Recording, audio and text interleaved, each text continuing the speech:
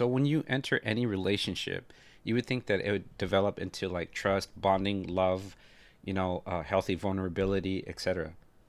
But with a narcissist, is nothing like that. Okay, and this is before entering a relationship, knowing that they were a narcissist, and you are primary supply if you enter a relationship with a narcissist and make it, like quote official. You know, what happens a lot of the times is that you're in the idealization phase at this point. Okay, so this is where things start feeling good. The love bombing's there. Not all narcissists love bomb, like I've always said, though, but the idealization phase is there. Their fantasy is in place. And what happens a lot is that the primary source thinks that they're in an actual relationship. But in the background, most narcissists have backup supply. Okay? And a lot of times when you're entering a relationship with a narcissist, they already have backup supply, which is usually the secondary supply and all that. And so they need that energy to give off to the primary because it takes a lot of energy. Remember, they're takers, they're not givers. And so they need a source of energy to give off that energy because they'll feel depleted. Their narcissistic supply starts lowering like a fuel tank. And it sounds strange, but this is how they work. This is how they live their lives. And so let's say that the primary source is away for a business trip. They're out with their family on a vacation because they haven't seen them for a long time. Whatever they have to do, errands, all those things. When they're away for a certain amount of time, this is where the narcissist gets desperate. This is where they start looking into their harem and start pulling out multiple sources of supply. Usually they have secondary sources, multiple, by the way. Most narcissists do. And that's because that's like their life source in a weird way.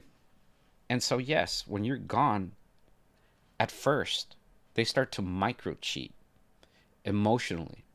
They start getting that validation elsewhere. And because of social media made it so easy for that, they'll go on social media. They'll get a lot of messages in their DMs, start exchanging numbers just to quote, be friends.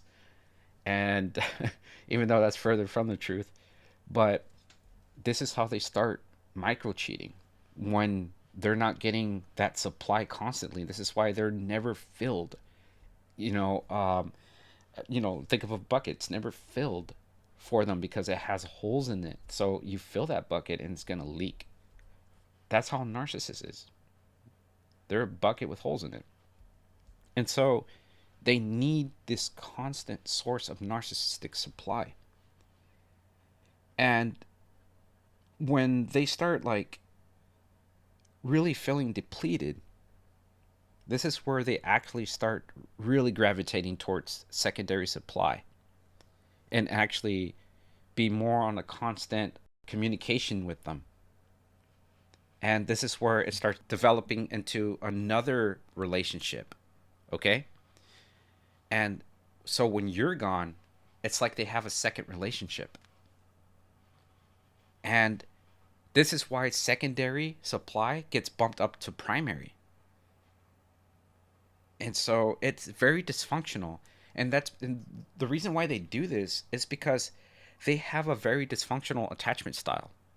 They cannot see you as like a person that has feelings, a person that has autonomy, a person that, really cares about the other person, which is the narcissist at that time.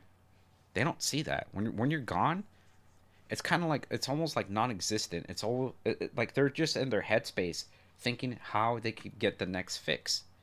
It really is like a form of addiction, that attention and all that.